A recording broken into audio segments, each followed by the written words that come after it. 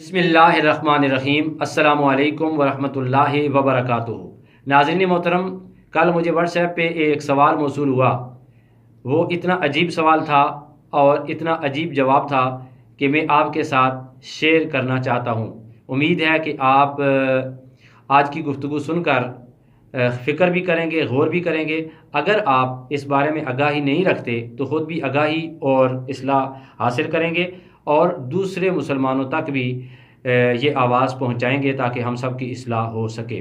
What's app پہ جو کچھ موصول ہوا میں آپ کی نظر کرتا ہوں، سماعت فرمائیں۔ لکھا ہوا تھا کہ اس کے پڑھنے کا کیا طریقہ ہے۔ میں حیران ہوا کہ یہ کس کے پڑھنے کا طریقہ پوچھ رہے ہیں۔ نیچے اوپر لکھا ہوا تھا ضروری پیغام حدیث شریف کی روح سے۔ ارشاد نبوی صلی اللہ علیہ وآلہ وسلم ہے کہ جس شخص کی نمازیں قضا ہوئی ہوں اور تعداد معلوم نہ ہو تو وہ رمضان المبارک کے آخری جمعہ کے دن 4 نفل ایک سلام کے ساتھ پڑھے۔ ہر رکعت میں سورہ فاتحہ کے بعد آیت الکرسی 7 بار اور سورہ کوثر 15 دفعہ پڑھے۔ اگر 700 سال کی نمازیں بھی قضا ہوئی ہوں تو اس کے کفارے کے لیے یہ نماز کافی ہوگی۔ لا حول ولا قوت الا باللہ العلی العظیم، استغفر اللہ ربی من کل ذنب واتوب الیہ۔ اس کے بعد لکھا ہوا ہے مہربانی ہوگی اگر یہ مسلمان بھائی تک آخری جمعے سے پہلے یہ قیمتی تحفہ پہنچ جائے تو آپ اس ثواب میں شریک ہوں گے۔ لا حول ولا قوت، جس سے کوئی مسلمان مرد اور عورت مستفید ہوگا۔ جزاکم اللہ خیر۔ خیر کے کام کے لیے اپنے ہاتھ مت روکیے گا، دعاؤں میں یاد رکھیے گا۔ G M, God knows better. یہ جی ایم کون ہے؟ آپ کی خدمت میں عرض یہ ہے کہ ایسے واٹس ایپ کے جو آپ کو پیغامات ملتے ہیں انہیں فوراً ڈیلیٹ کریں۔ ان کا اسلام کے کنٹینٹ کے ساتھ کوئی تعلق نہیں ہے، نہ ہی یہ حدیث مبارکہ کا مزاج ہے، نہ ہی یہ آقا حضور رحمت عالم صلی اللہ علیہ وسلم کے قرآن کے عین مطابق عنوان ہے۔ میں آپ کی خدمت میں عرض کروں کہ کامن سینس رکھنے والے بندے کے لیے اتنا ہی کافی ہے۔ وہ سوچ سکتا ہے کہ اتنی عظیم عبادت جسے فرض کا درجہ قرار دیا گیا ہے، جو کہ دین کا پلر ہے، نماز، ساری زندگی کی نمازیں قضا کر کے آپ انہیں 4 رکعت نماز نفل کے ساتھ اڑا رہے ہیں۔